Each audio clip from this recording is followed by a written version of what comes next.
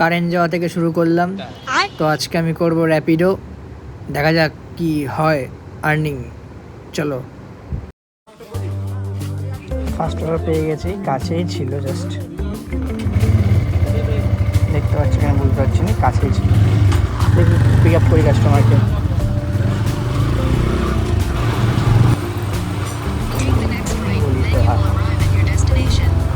Next ride বললে তো বাড়ি ঢুকে সামনে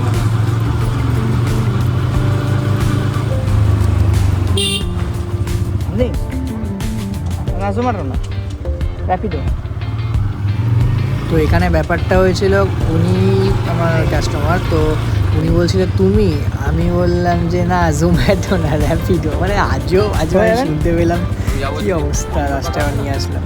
আর দিন কোডটা দিন, হেলমেট লাগবে 5862। डियर कैप्टन, कृपया कस्टमर से एक्स्ट्रा पैसे ना मांगे। ऐसा करने पर कड़ी कार्रवाई की जाएगी। এখানে আমাকে কাস্টমার জিজ্ঞাসা করছে তুমি কি মোটো ব্লগ করো? আমি বললাম হ্যাঁ আপাতত শুরু করেছি, ঠিকঠাক হয়নি, না না ঠিক আছে করো করো, ভালো লাগলো, বেশ সময় থেকে ছাড়বো। কেন রাখবো?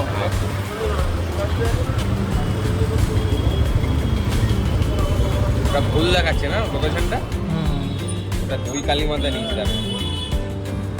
তো এখানে রাইডটা কমপ্লিট করে আর একটা সঙ্গে সঙ্গে কল পেয়ে গেছিলাম, ওটা মধ্যমগ্রাম থেকে, ভেতর থেকে আবার মধ্যমগ্রাম স্টেশনে যেত। তো ওই কলটা কমপ্লিট করে আমি দুর্গানগরের দিকে একটা কলেজ দিয়ে গেছিলাম, কালী মন্দিরের এটা দুর্গানগর কলটা পেলাম। এদিকে চলে যাই এয়ারপোর্টের রাস্তায়, এদিকে দুর্গানগর স্টেশন। তো কাস্টমারের জন্য ওয়েটিং করছি। কাস্টমার বললো বাচ্চার ফিস স্কুলে তো একটা স্কুল আছে এখানে, দিয়ে আসছে, যাবো তারপরে যাবো। এই বুকিংটা হৃদয়পুর আছে, বাকি বছর তোমার বাড়ির দিকে যাবে, তো দেখা যাক কী হয়।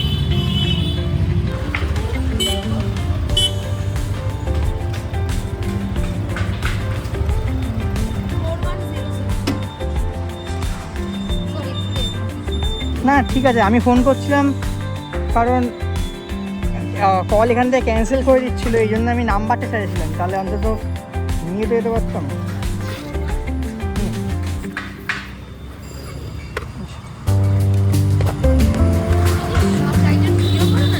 হ্যাঁ টুকটাক।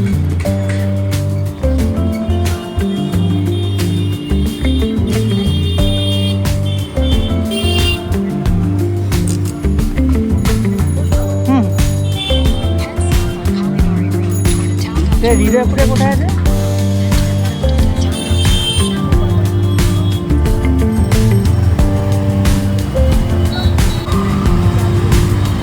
রাস্তায় প্রচুর জ্যাম ছিল, মানে আর বিভৎস রোদ্দুরে পুরো পুড়ে যাওয়ার মতন এমন রোদ্দুর ছিল।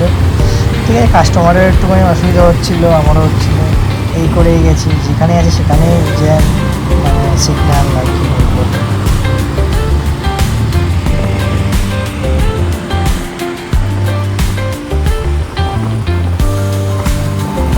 এই কাস্টমারটাকে হৃদয়পুরে ছাড়ার পর আমি বাড়ি চলে গেছিলাম, কারণ আমার একটা এসির কাজ ঢুকেছিলো, একটা কাস্টমারের এসি চলছিল না ওপরটা, তো তাই না আমি আর বেশি র্যাপিডো করিনি। আমি ওখানে গেলাম, গিয়ে ওটা ঠিকঠাক করলাম, সেই ফুটেজগুলো আর নেওয়া হয়নি।